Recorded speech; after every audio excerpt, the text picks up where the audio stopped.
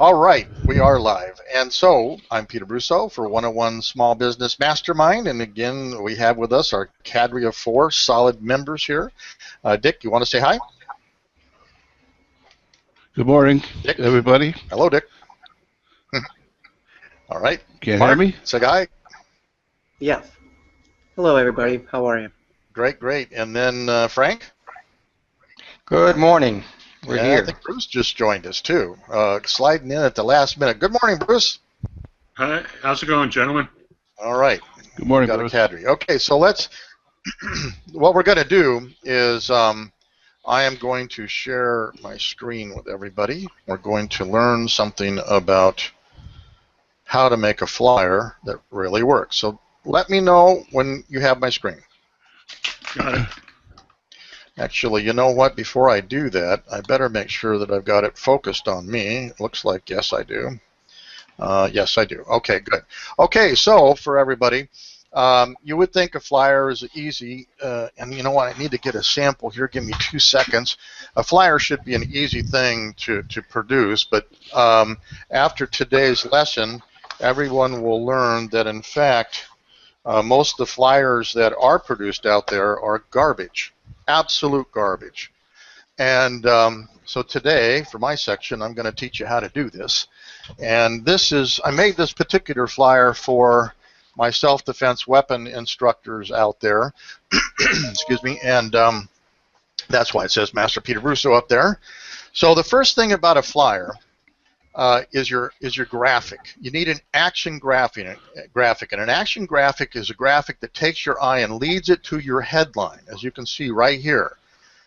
This is an example of a poor action graphic because it has no action to it and it just sits there. It doesn't lead your eye to the headline, which is what you've got to get them to go towards, all right? And by the way, all these principles we're going to talk about apply for almost everything you do, including websites, all right? So an action graphic is an absolute must for both your website and your brochures and or your flyers. Okay, the next rule is your headline must have a U in it, and a weaker option is an implied U. You will learn to protect your family. It's all about you. It isn't about the class. It isn't about anything else. It's got to have a U in it, and you can see there's a U in that one. Here's a poor one. Defense doesn't need to be difficult. True statement, but it has no U in it. What's the benefit for you? There isn't any. And so you've got to have a U in your headline. And the next one now is you have, and it depends on who you read, 8 to 10 seconds to take them from your U headline into your sub headline, okay? And you want the sub headline to have benefits. So here's a sub headline. So you will learn to protect your family. That's your headline, subhead, and this will happen in 30 minutes. Imagine the wonderful feeling of walking without fear. In this seminar, you will ... okay? So you see that it is a benefit, and it also has an implied U in it, and it takes fear away, and it takes it in 30 minutes, which is a great thing, but you really want to move them into the ad copy, or in this case, a set of bullet points, okay? Now your ad copy, rule number 4, has to have benefits, not features. And benefits sell and features don't. Everybody sits and talks about features of, say, this gun is a single action gun. It carries multiple different sight capability, this and that. People, those are features. They aren't necessarily benefits unless you coin them properly. Here's an example of good benefits. You, again, here's the you will learn to defend yourself against a violent attack. Another benefit, it's easy to learn. It's fun to learn. You will come away empowered. You won't have fear of being attacked ever again. Your family will walk without fear. You will get a self-defense weapon as part of the class. These are benefits. Here's an example of poor benefits. The self-defense weapon, which is my tool, comes in the color black. Big deal. Okay. By the way, that's a fresh fish statement, so we'll hold that just 2 seconds. I'll highlight it. A fresh fish statement, when you go to your grocery store, they put ads in the windows, okay? And so if you walk up and it says fresh fish today, that's stupid. Of course, you always expect the fish to be fresh. right? And so that's actually a fresh fish statement is a waste of a good ad space. They should say fresh salmon today, fresh halibut today, whatever, but not fresh fish. And many people will make statements, and this is a fresh fish statement right here, guys. The self-defense weapon comes in the color black. So what? I don't care. It's a fresh fish statement. Only 30 people in the class. The self-defense tool fits in your hand. That's a definite fresh fish statement, right? Of course it does. Is it going to fit on your nose? And the self-defense tool comes in 9 models. Again, who the heck cares about that? Only strong people can defend themselves. That's a terrible bullet point. So your bullet points, again, have to be about benefits and not features. Okay, rule number 5, your ad copy, at the end of that ad copy, those bullet points, you have to have a call to action. You've got to get people to take an action about what you're talking about. So here's good calls to action, for example. Enroll today. Only 30 students will be taken. Notice my call and my number is a larger font and bolded than the actual call to action is. Another one, 10 more student slots available, so call now. You'll enjoy Friday. You'll get 10% off tuition. Call today. Poor calls to action. Come by and sign up, and look, the call is in the same font size or slightly smaller than the call to action. It starts next week. Big deal. We can handle those who are interested. Again, all those who are interested. Again, those are very poor calls to action. Okay. Now, this is a strange one, but we're coming to a close here. Add a telephone icon next to your telephone number. It increases the response rate by 25%. We don't know why, but it does. They split tested this. It works like spades. And, of course, our action graphic concept is you want a phone ringing off the hook pointing towards the phone number. See that? And so you combine the action graphic concept. This just sitting there doesn't do much, although it will help. You would like to get things that are action graphic. So, and never, ever, ever use inverse video on a flyer. Now, here's regular text. Everybody just take a moment to read some of this text, like the internet is a 1.0 stage, was arrogant at best, da da da da da da da. Okay. Now try to read that same line down here in the inverse video. Your eye literally has a far more difficult time to read that. Does everybody see that?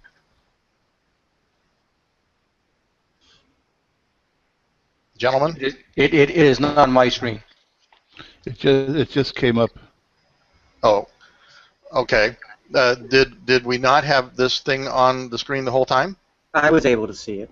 Okay. But you can see, honestly, that it's far more difficult to read inverse video than it is regular text. Black text on a light background is what you want to stick towards.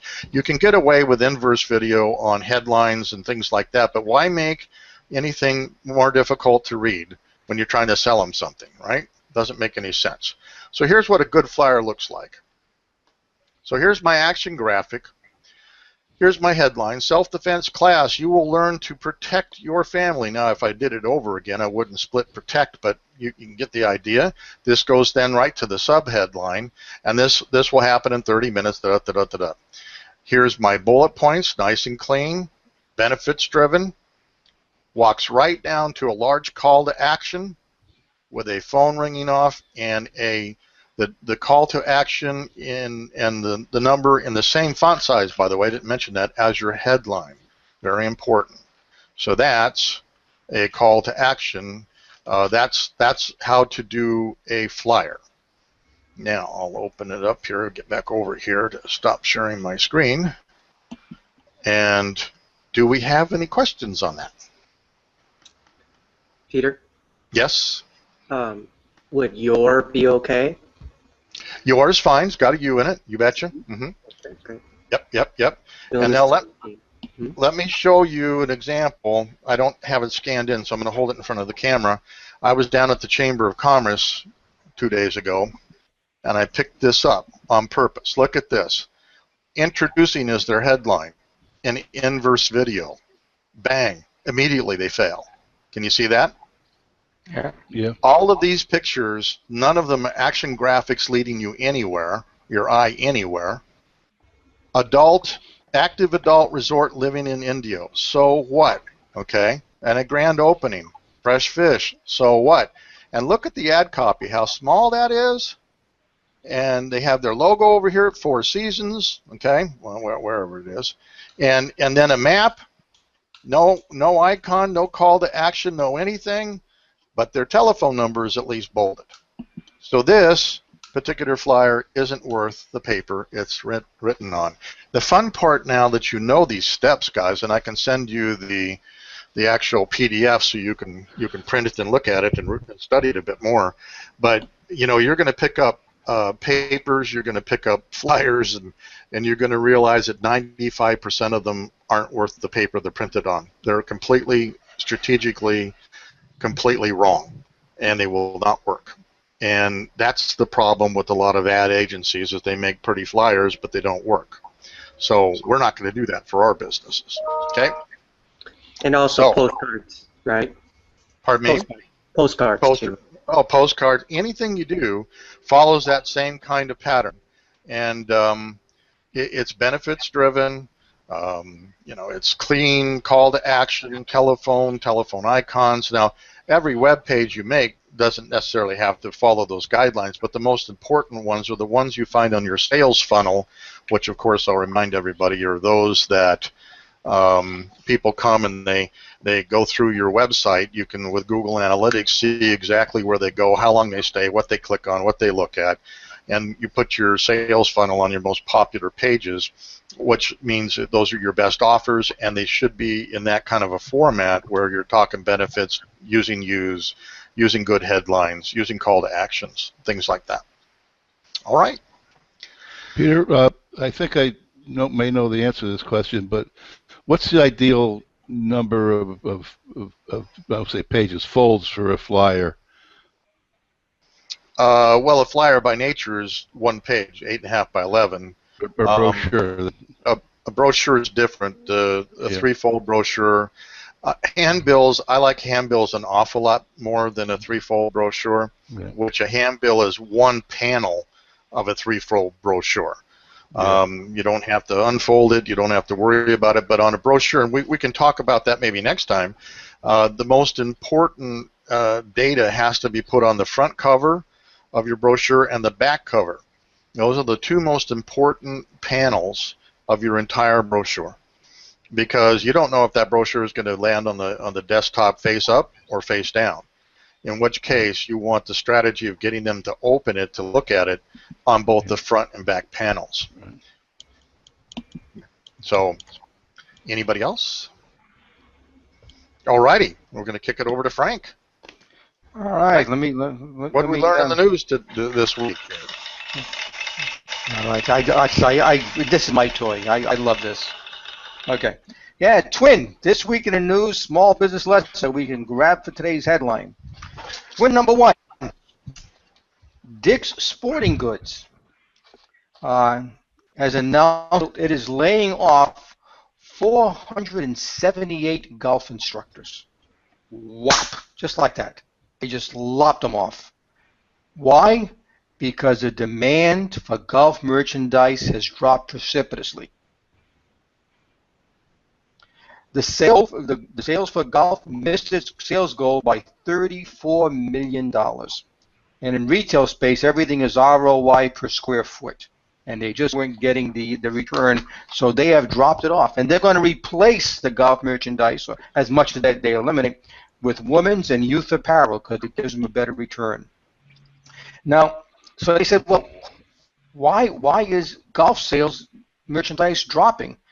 And it's because of the number of people who are playing golf is dwindling. For example, in 2013, 3.7 million people took up the game of golf. Wow, that's pretty cool, 3.7 million. The other side, 4.1 million people dropped playing golf. That's a net loss of 400,000 golfers.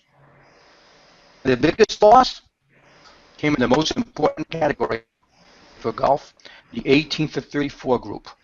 200,000 of this age group, 18 to 34, who were playing golf, found something else better to do. Fewer golfers means fewer rounds played, means fewer golf clubs bought, fewer everything. And now, how does this affect not only Dick's Sporting Goods, but let's look at golf courses. 14 new golf courses will be built in the U.S. this year. Well, that's not bad. However, 150 self golf courses will close their doors. And of those 157, 151 are public access courses where most of the newcomers come from. That's a net loss of 143 courses because there's no business there. Now, I, again, people a lot brighter than I am, did a study. And I know I can relate to this. It's the golf experience. The 3 top reasons why people are quitting playing golf. Number 1, golf is too expensive. Yeah, okay. Number 2, golf takes too much time to play. 3, 4, 5 hours around the golf, depending on how many strokes you take. And number 3, golf is too difficult. Well, golf has always been difficult. What they found out is that skillful golfers, of which I am not one, love the game and they play it for the rest of their lives. Mediocre, frustrated golfers, of which I was one, eventually quit the game, which I quit 15 years ago. So golf is in trouble. Now, the small business lesson. Way too long, golf has relied on its prestige and its tradition, and their famous comment was, that's just the way the golf game is played. Okay. Golf did not monitor, or it chose to ignore, the ongoing customer experience. In my opinion, they were either too proud, too stubborn, or not smart enough to realize that something has to change in order for the golf game to survive and eventually grow again. Small business lesson. When was the last time you reevaluated the experience your customers are experiencing in your industry? Are you relying on, well, that's the way we've always done it? Uber didn't do that, did they? With the transportation business. Airbnb didn't do that, did they, with the accommodation business? Steve Jobs didn't do that, did he, with the smartphone, with the cell phone business or the music business? Okay. The fact that the way we've always done it is a damn good reason to change it. Or people say, well, this is what our customers have come to expect. Not for those 400,000 golfers who have quit. Is your company's lack of growth due to the economy, or because you have not realized that it's time to change the customer experience? Let's go back to the golf, about how we can fix the golf game. How about this? How about this idea? How about if we expand the diameter of the golf cup hole from its current 4 1/4 inches to 15 inches, about the size of a medium-sized pizza? How's that sound? This would make the golf game a lot easier, and it would definitely speed up the game. Two of the major complaints we had. That sound crazy to you guys? Dick, you're a golfer. That sound crazy to you? I gave up the game. Oh, you did? Yes. Oh, so you are with it. How about you? Bruce is a big golfer, though. Yeah, I'm sort of a golfer emeritus because I screwed up my wrist, but okay. I'm a traditionalist. To me, if anyone who uses one of those long chest putters should be shot. Anyone who does, wears outlandish outfits, like John Daly, is messing up the game. I still go out and wear a hat and a headband or whatever. But I'm a traditionalist. The game has got to be played a certain way, and the problem is it does take too long. It is too expensive, and it just has a bad stigma with too many people that are the critical audience. It is also dying. So this idea about expanding the golf. I mean, I've seen it. It's huge. By the way, there are 7 golf courses now that have made this change. This idea wasn't my idea. It came from two people. One of the gentlemen was getting Ben Sharp. Who the heck is Ben Sharp? Ben Sharp is the CEO of TaylorMade Golf. He has a vested interest, doesn't he? Because he's not selling enough golf equipment. But look what the second one is that has endorsed this idea. A gentleman who I consider the greatest golfer of all time, a guy named Jack Nicklaus, says, we've got to change or the game will not grow. Still think I'm crazy? If Jack Nicklaus and Ben Sharp, CEO of TaylorMade Golf, are willing to make this kind of a change, challenge it. Challenge what you're doing. Fair enough? Yes, Frank, the way to speed up the game, and Nicholas is a big advocate of this, is they call it play it forward. Too many people like me, which I didn't do, but my caliber of lousy golfers, would be playing the back tees, which is ridiculous. I think the biggest problem with the game is it just takes forever because everybody's trying to be like pro. So if they moved it forward and they had marshals out on the course moving people along, I think it would be a tremendous change to the game. I don't know about a pizza-sized cup. That's too much miniature golf. Even if I was playing, I don't think I'd go for that. The only thing missing is the clown's mouth. Yeah, yeah. But I do think if they required, if you're a certain handicap, you have to. I was over in Scotland and we played St Andrews. And I had to play the forward tee because they almost didn't even let me on the course, but they said, okay. But I had to play over to the ladies' tee because my handicap was so high. And that game just moves right along, and that's where golf was born, it was at Scotland and St Andrews. So, I think to speed the game up, they can do a lot of things to do that. By the way, you and Bruce, in reacting the way you did, by the way, and thank you for your response, have proven Brian Gumbel's point. Brian Gumbel had a special, this month's special on Real Sports, I think on HBO, which is where I got this, by the way, from, along with my other research. Here's what Brian Gumbel said, and see if you guys will agree that you two just proved my point. Brian Gumbel, along talking to Ben Sharp and Jack Nicklaus, he interviewed, he said, if we do not change the game of golf from what it always been, there's only going to be one type of people still playing golf, old white guys. I rest my case. Well, Frank, I guess we can debate this as we usually do every week, but all right, Jay, go ahead. Here we go. You change the game. I mean, you could lose weight by cutting off a leg. I mean, that's not. You don't want to. You want to change the game so it improves it. You want to. I'm all for changing the game of it.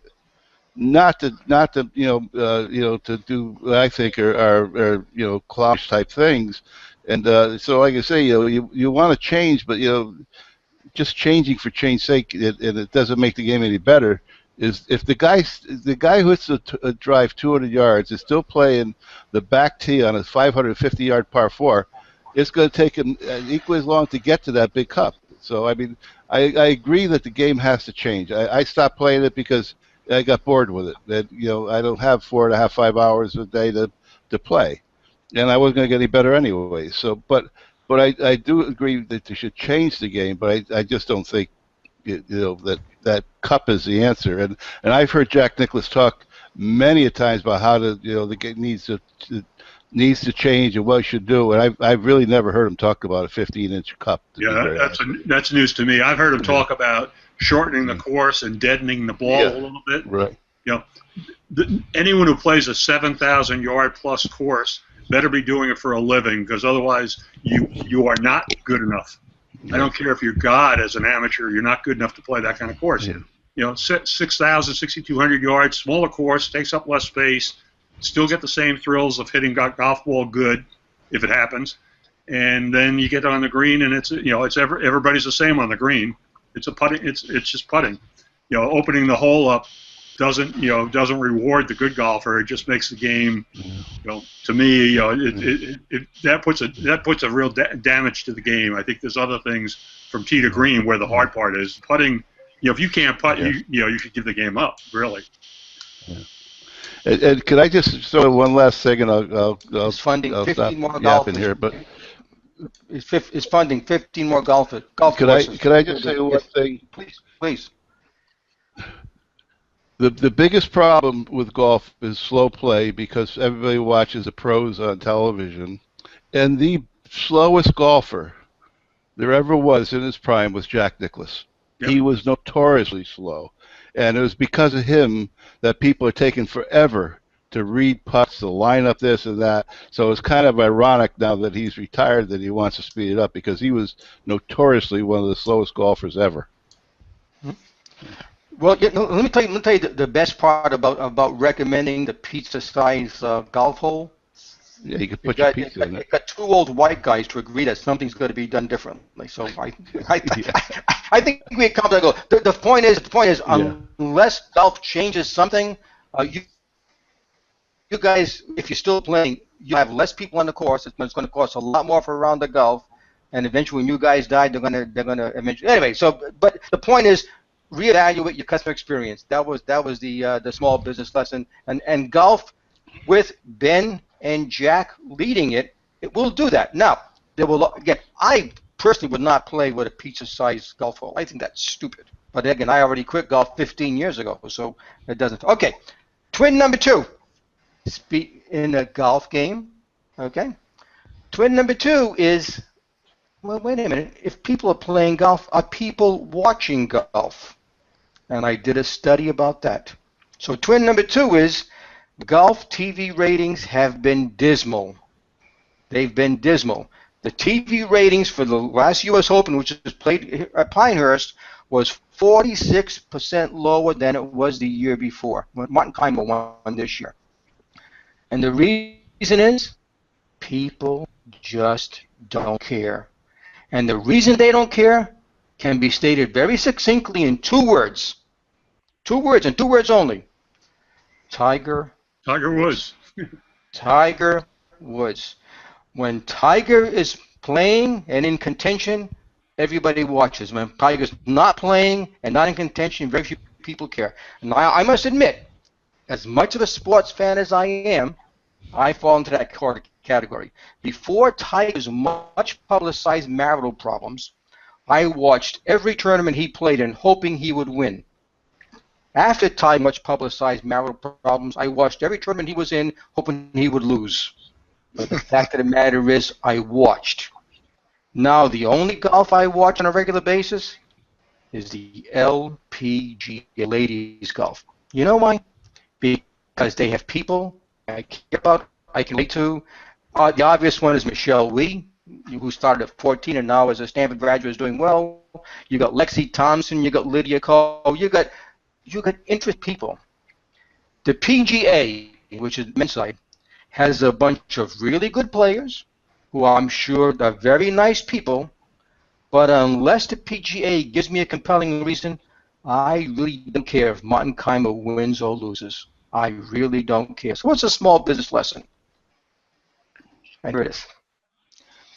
You must give your prospect a reason to care about you and your company. You must tell them your story. Why you do what you do? What really ticks you off about your industry? What really inflates your balloon about your industry? And why we talked about your Waldo, your unique advantage, why it's important to them. Unless you do that, you will be just like a golfer on the PGA Tour. You work hard, you're very skilled, but no one really cares. Make people care about you and your company. People will watch you, people will buy from you, and you will do well. And gentlemen, those are my 2 twins for this week. I thank you.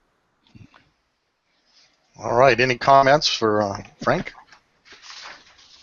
Well, just a personal observation again as the traditionalist golfer.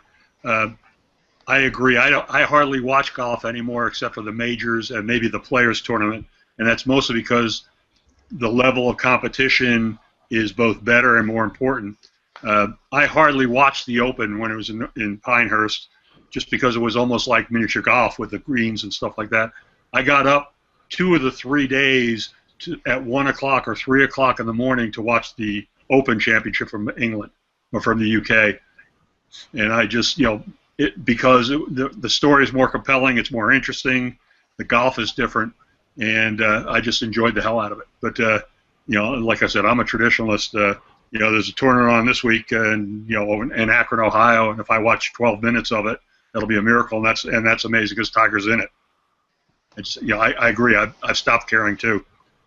There's no, the personalities. Most of the golfers need charisma transplants. They just have not made their business interesting, like you say.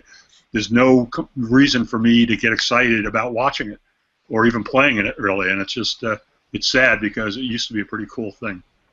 Yeah, but again, if I may, you've made a quick, interesting statement, Bruce. You said there was no story. I mean, I watched the British Open over there in I guess Rory McIlroy, and I watched it for one reason. I wanted to see if McIlroy was really a jerk for breaking off his engagement with Caroline Wozniacki 2 months before the wedding. And then his mom was there, and she saw the Open, that type of thing. So there was a little bit of a story, then I watched a little bit, but I really didn't care. You've really, and let's just about small business.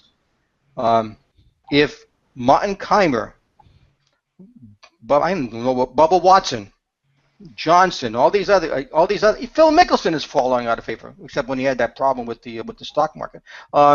Unless you give people a reason to care, they won't, and you won't get their business because someone else will make them care more than you, about them more than you do. So that's it. Well, Frank or Bruce, have you guys ever worked with tour players at all? Worked with them? Mm-hmm. Not specifically. I've had more than passing contact, though. I work with them. I have a golf product, the mental side of the game that I teach, and I've been out on the tour with Tom Watson, Lenny Clements. Lenny Clements and I walked the Pinehurst, not Pinehurst, but there at La Jolla. You mentioned it, the course there, and I walked Torrey with Pines. him. Torrey Pines, exactly. Yeah. And they are extremely superstitious about everything they do, and very difficult to change much of what they do. And to some degree, that radical push off, not looking at new things to improve them, leads to be a boring group of individuals, So, anyway. That's why most of them are Republican. No, we're all Republican here except for maybe you, so you might be outnumbered here. I'm independent. Okay, well that could work too. But independent. That is a liberal who's ashamed to say he is a liberal. Okay, I understand. No, I'm a Republican who's afraid to say I'm a Republican anymore. I understand that too. I understand that a lot. You betcha. Yeah. No, I understand that. But one last thing about the golfers and the falling. I blame the agents and the PGA for not investing the time to take to make us care about the golfers. I'm sure Bubba Watson's got a great story. Martin Keimer's got a great story. Everyone has a great story. Tell us about it. Tell us about it. Make them not just a guy who can hit the ball 273 yards and putt from 15 feet. Tell us about you. Give me a reason to care about. I mean, John Daly, with all of his problems, I watch him because he's interesting. Yeah. Make me care. And if you don't, I won't. The problem is a lot of these guys are as boring as paint, watching paint dry. They're really mono-focused. I mean, you talk about Keimer, he's a great golfer and stuff, but boy, he's not the kind of guy I'd want to hang out at a bar for 4 hours and chat with.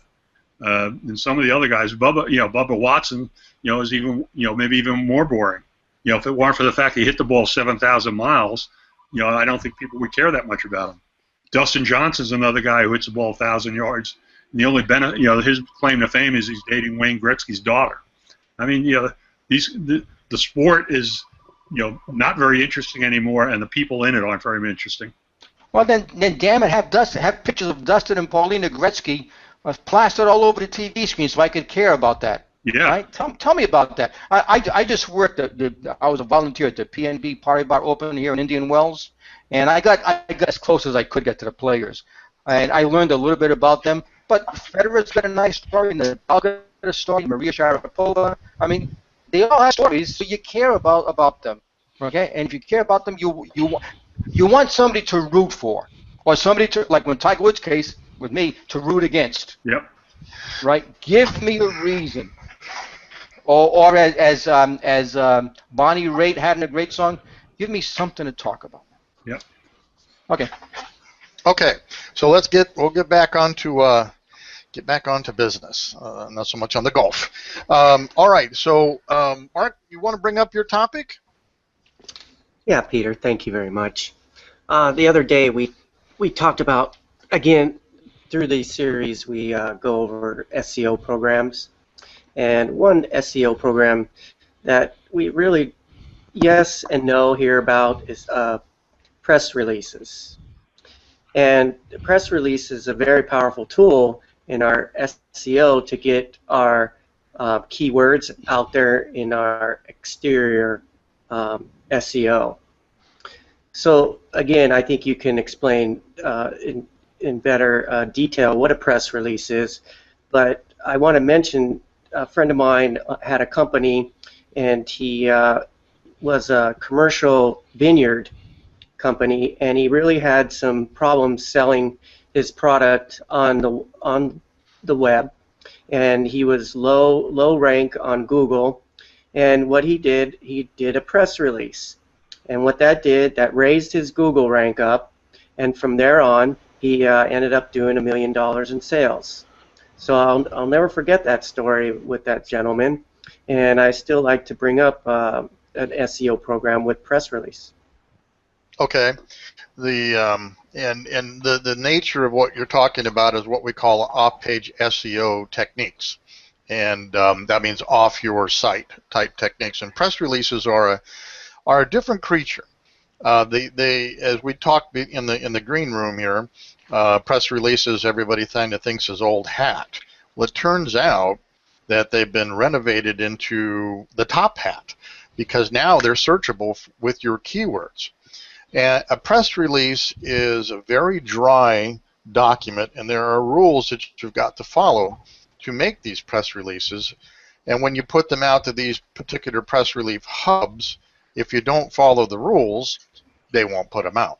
And so the most important thing is to understand about a press release is you want to teach yourself how to do them properly before you try to put it out yourself, or there are press release professionals that for approximately $250 they will write it for you and push it out there to their network, and it can drive a boatload of traffic into your site, and so you get an instant hit for sure. But because they stay on the web and they are keyword laden, they are searchable, and Google archives it, so you can get quite a bit of residual traffic and Google love, so to speak, with a well done, well placed press release. That's what I know. So. And again, I think you use them. You don't do too many of them, but when you have a grand opening or launching a new website or expanding something newsworthy. Yeah. Exactly. Yeah, and that's sometimes difficult for us. We're too close to our own stuff, like we could, like in Bruce's case, if he gives one of these great talks that he does, we could certainly do a post-talk press release or pre-talk press release on where he's going to be, what he's going to be doing, and what people are going to get from all of that. And so that's a press release is a really, really good item. Kind of sort of falls in the same category as either content marketing and or article marketing, where you're going to do keyword laden stuff and place them in the right place for Google to run into on the web. But press releases certainly should be part of someone's package. And if I can take another minute, if you guys will let me, one of the lessons that I taught yesterday to my client in the UK was the difference between Web 1.0, Web 2.0, and Web 3.0. Let me elaborate. Web 1.0 came out of course, in the mid-1990s, and it was all about trying to get eyeballs onto your site and get them to stick there. And they would offer raffles, they'd offer contests, there's all kinds of things they would offer. But the problem was everybody woke up that day still not thinking of going to that particular website. And that was the major collapse of Web 1.0 is the fact that you couldn't get traffic and have the traffic stick on your site. That was the major failing of Web 1.0. Web 2.0, we bring on something called the RSS feed. RSS stands for Real Simple Syndication. And basically it's the revolution where you only have to get a person to your site once, get them to click the RSS feed reader, and anything that we put out, anything that's new on the site or on a blog gets pushed, called push technology, right out to those particular individuals. So they don't have to wake up every day, I'm going to go over to my pdws.biz, my weapons site, and see what's going on over there. Anything new gets pushed to them right into their mailbox, so to speak, the same way that Aweber does, or opt-in types of companies like that, or Constant Contact will help you. So the RSS feed became the real revolution. Okay, now we're in Web 3.0. What is Web 3.0? Web 3.0's revolution now is because Google is throttling traffic, and it's so hard to get anybody to your site again now because they're throttling you to buy AdWords. If you're so lucky to be able to buy them, I can't buy them because I have a weapon. And Google ethically has said they're not going to deal with anybody that has a weapon, even though mine's self-defense, doesn't matter. So because they're in the business now of throttling traffic, and you've got to pay to play, which Facebook is in now, Twitter will shortly be there, the only other hope really to drive traffic is by social media.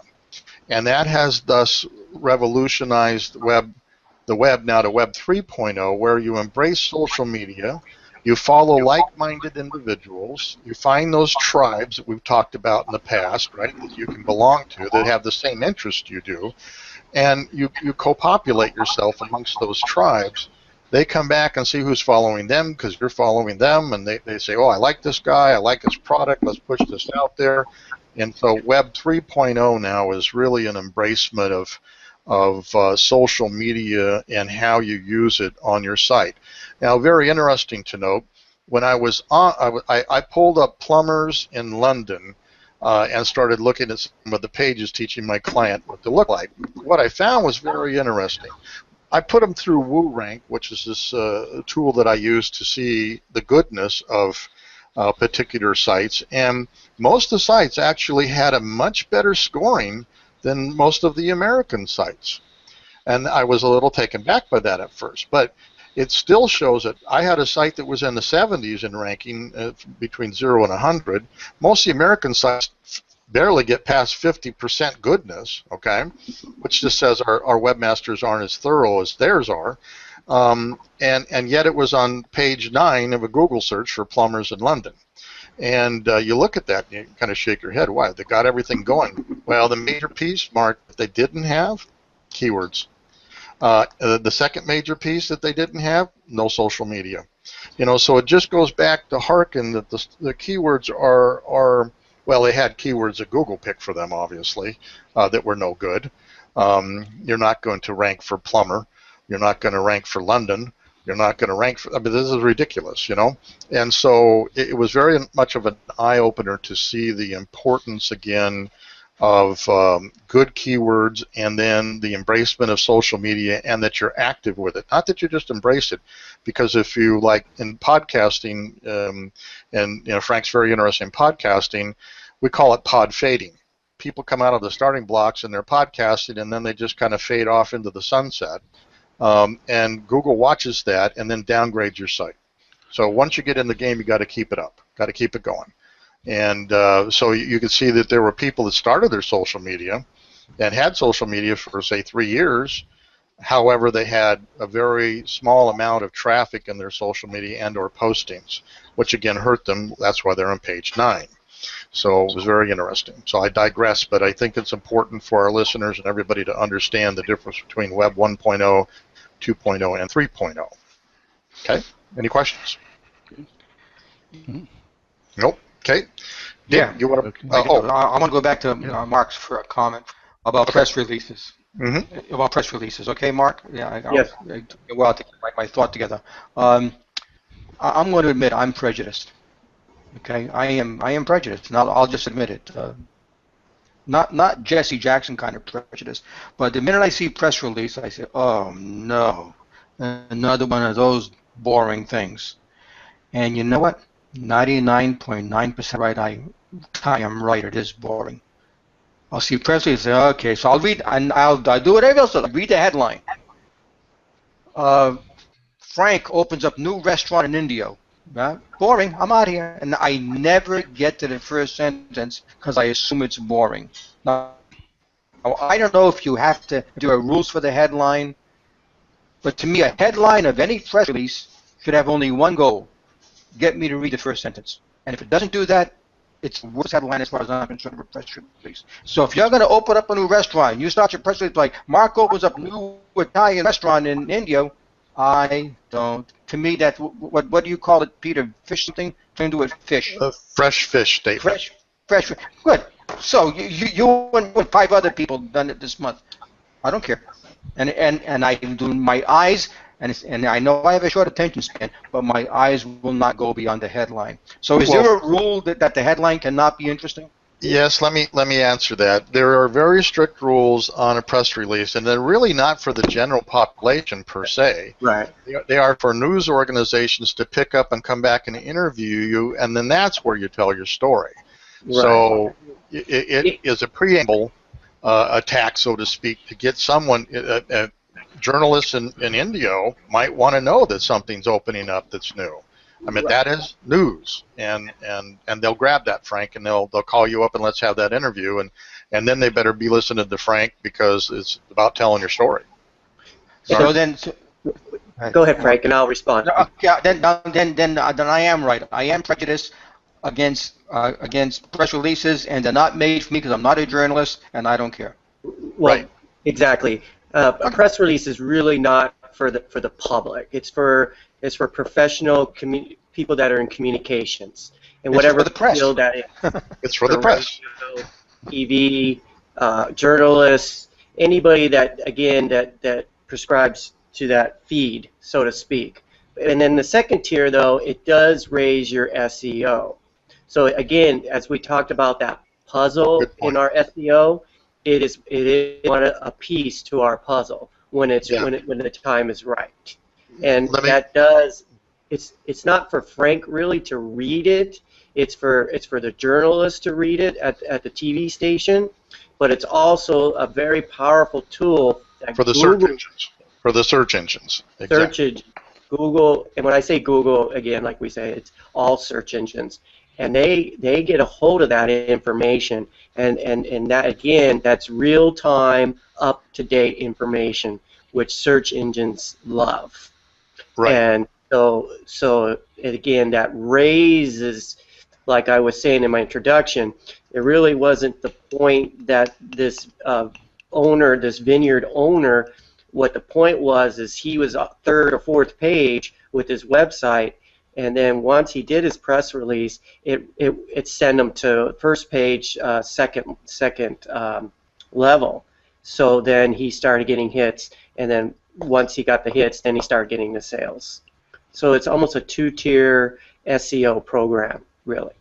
So the press release didn't generate $1 million. It's what the press release did that generated $1 million. It pushed him up on the first page. It pushed him up. So the press release itself was just a road to get to where he wanted to go. It was not part of that puzzle. It establishes authority in your field, and that's what Google's looking for. Remember, Google's all about relevance, right? Well, what better than a relevance in your field if you're going to put out a press release in your field, and that they consider as a gold star that day. And it's very similar, Frank. I have one keyword, self-defense weapons, being plural, that I fight for all the time. And I was number 2 or 3 on Google's front page for years, okay? And then all of a sudden I'm on page 10. They throttled me back, right? So what I did do is I made a video about how to not get carjacked, or if you do, what to do. and I keyworded it self-defense weapons, and all of a sudden I was in #2 slot again. And so it just goes to show what they're looking for is authority in a field. And a press release certainly does that in spades. You can put out 4 press releases a year based on what you've got. Like, I'll try to get this gentleman maybe to come on the show next week and talk to us about press releases, because he does that professionally. And we can learn a lot more about it. He actually tricked Yelp with a press release about opening a new business that was a fictitious business in the middle of a landfill in Texas, and they took the bait. And they made some reviews for him, and people had visited his place and called him up, and I probably shouldn't say this on the air, so that's about all I'm going to say. But it turns out they got a hold of the press release right away, and otherwise he could put up a website and they'd never find it. So they're not what we call a fart in a frying pan, just a splash of something, that's gone. They do have some legs out there, and they do have some strategy play in your online campaigns, whether it be article marketing campaigns, YouTube campaigns, PR campaigns. Should all be some strategy play in your web business or your regular business. And now, like we talked to Bruce last week about evaluating businesses, there's a lot to be said for websites these days. So, okay. When you talk about press releases, how do you get them in front of people? I was involved in Indiana with a growing startup company, and we were trying to put out press releases, and it was like the tree in the forest. Well, right. Go ahead, Mark. As I say, online they have services that do it for you. Again, they have free, they have different tiers of pricing levels and who you want to get it sent to. But again, they have online services that does that. Right. Have any of you had any success getting press releases with the Desert Sun or exposure with Desert Sun? It's not really per se who gets these press releases. Again, it's your SEO puzzle, what they're for your getting your keywords out there. But the idea is, if anybody that reads it, then they mention it. All they got to do is mention your name or mention the website, and whammo, your SEO goes up. Yeah, is it important that the press? This is the second half of my question. Sorry. Is it important that the actual press release goes out, or is that just sort of a first step, where the second step is really getting it on your website? No, the press release has got to go out, Bruce, and they have an entire industry that okay. All of these people read the same, well, not the same, but they subscribe to press release services so they can see and grab news. Now, the question is, if you're going to sign up for one of these press release services, and they used to be fairly expensive, now they're not quite so bad, but if you want to get to the Desert Sun, for example, then you want to probably ask these people, do you know whether the Desert Sun subscribes to your news feed or not on these press releases? See what they're in. Some of the press release places are more industrial driven, like sports. And they segment the news to politics, local stuff. So you just got to find the right place that deals with the type of press release that you'll put out there. And I want to say something. Yeah, also, you can target different regions, like what Peter was saying. You could target West Coast, you could target the Midwest, you could target the whole United States. And again, I've seen price structures based on where you want your press release to go. What regions? Yeah. You could target regions. Like I say, and there are people that specialize in these things that, instead of you trying to write a press release, right? It's kind of like, do you want to do your own laser eye surgery? Don't think so. Get a professional. There's just some things you can do yourself, and other ones, if you want some kind of success, you probably want to go with people that have done everything that you need to do with a press release, for sure. But again, as you still want to have your keywords. You can't just write my own press release. You got to have your keywords in your pocket. And again, we go back from the original one of our original podcasts, that when you start a website, one of the first things you need to do is establish your keywords. Right. And you see down the line how we use those keywords over and over and over. Again. Right, and every 3 months we go back and analyze our keywords again. We see if we can find more keywords that we can add into our websites and frequently asked questions and or our blogs, pointing back to us that we want to get ranked for. And then there are what they call keyword phrases, long tail phrases, and so it's a never-ending process if you do it properly, but it pays off in spades ultimately. Yes, it does. Okay, Dick, do you want to bring up anything at all? Well, I had something, but Peter, we're really coming up to the hour mark, so I'll wait till next week. There's no sense starting it now. If it makes natural sense, go for it, Dick. We got people watching this. Well, I just wanted to talk about the elevator pitches. I mentioned a couple weeks ago about a video I watched on 30-second elevator pitches, and then I went to her website at marketingmotivator.net, and I really found a wealth of information that made me totally rewrite my elevator pitch. And I guess, first of all, the purpose of the elevator pitch, I'll read this, is the ultimate purpose of your elevator pitch to help you start conversations that could lead to valuable new relationships for you. Networking is essential, the art of building and sustaining mutually beneficial relationships before you need them. So that's the purpose of why you do this. And Frank, talks about this, telling your story, and if you're telling your story, you got to make sure you're telling it in a way that people care about it. And and I think that's important. You can't tell your whole life story, when you stand up, suppose, for a 10-second or 30-second elevator pitch. But the key thing that I read here, it says, polish your networking introduction with the help of Mr. Abe. Mr. Abe provides a 5-point criteria to help dial up the messaging and deliver effectiveness of your networking introduction, elevator pitch, or a 30-second commercial, as is sometimes called. Test your elevator pitch on networking introductions by taking you through these 5 discerning points. The first one is memorable. Something you say must stick. They will never remember your whole life story, so don't attempt to tell it. Decide ahead of time how you want to position yourself. What do you want to stand for? Excuse me.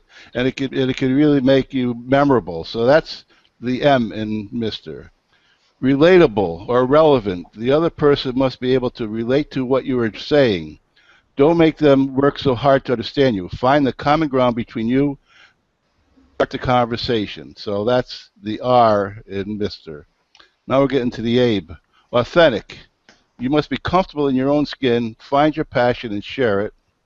Believable. You must be credible in their eyes. People can smell a fake. And engaging. You must bring energy into the networking discussion. Don't be the living dead.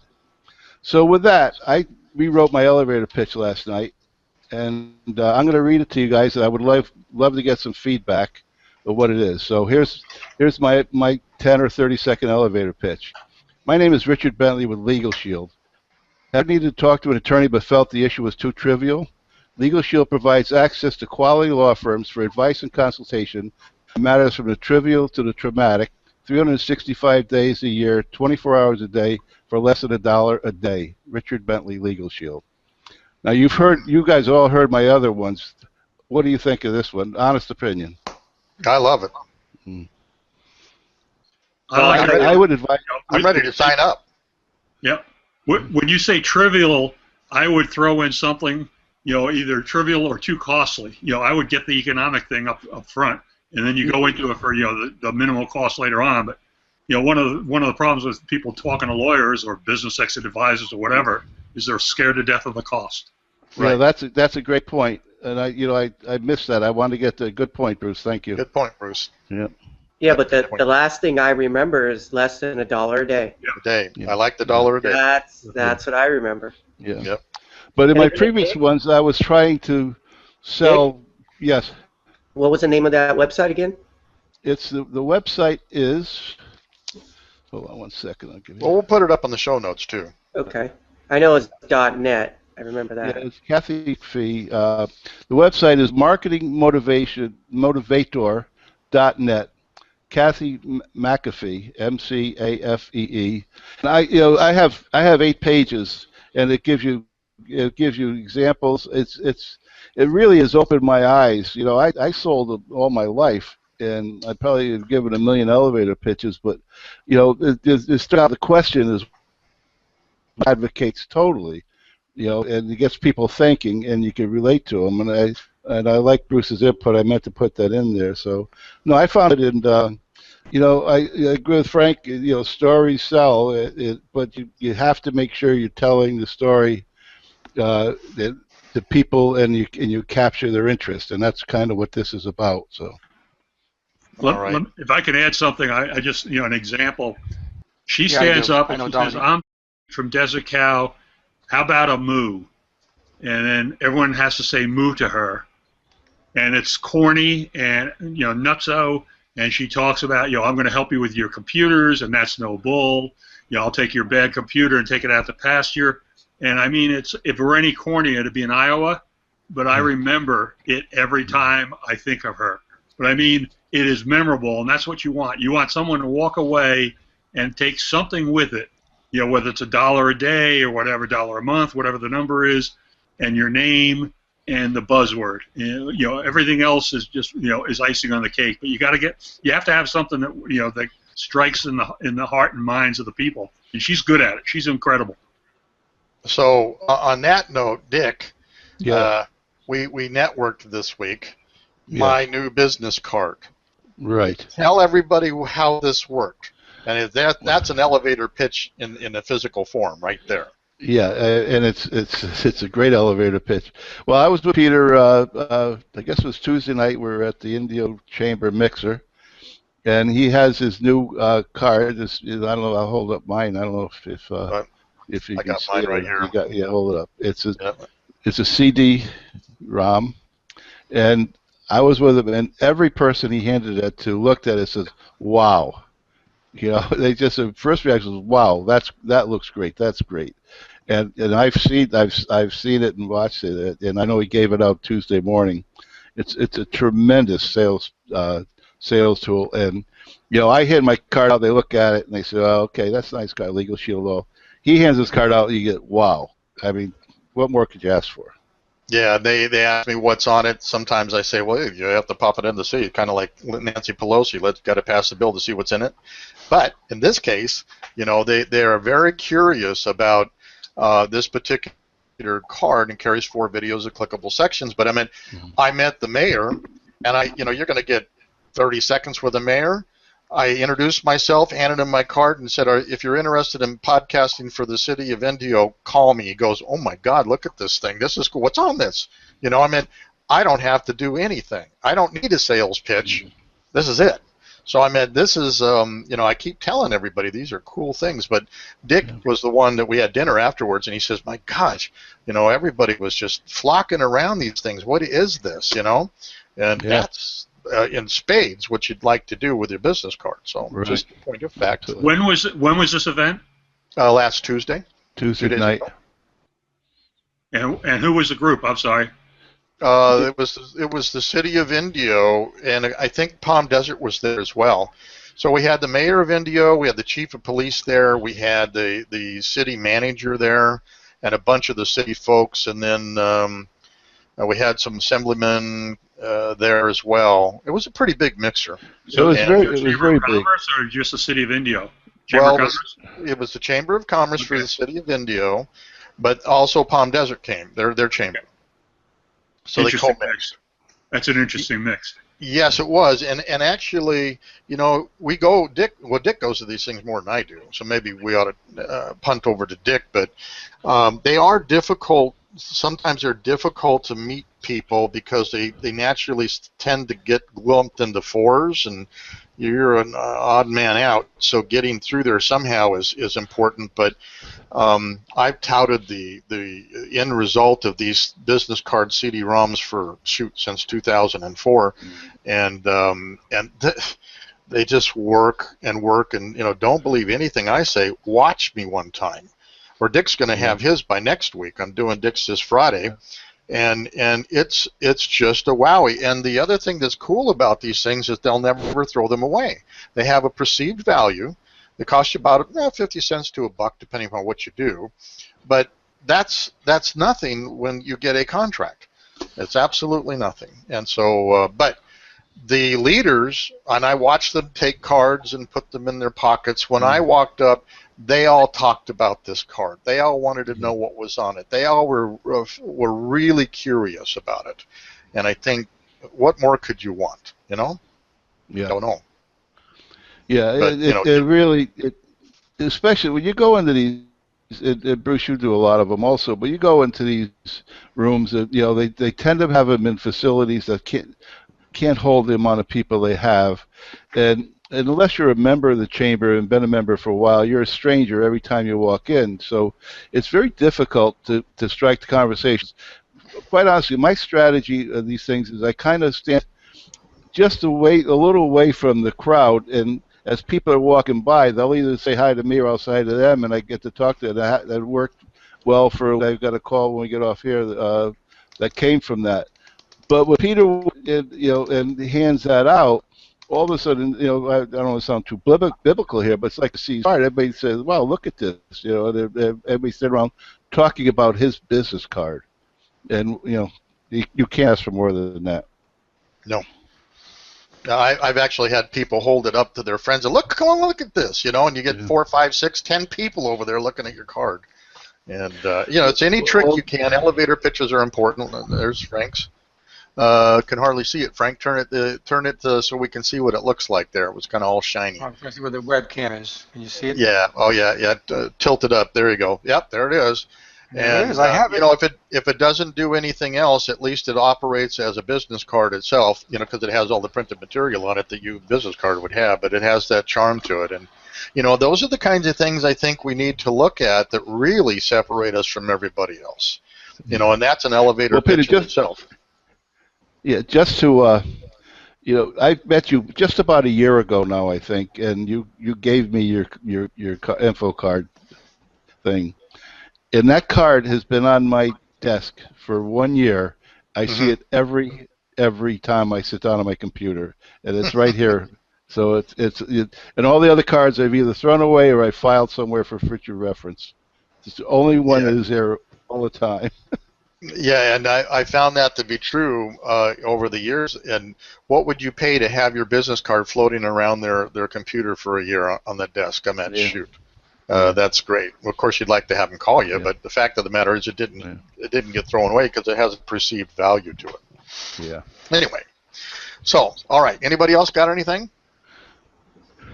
No. No. Let's bring a close then. Okay. Say good night, Bruce. Good night, Bruce.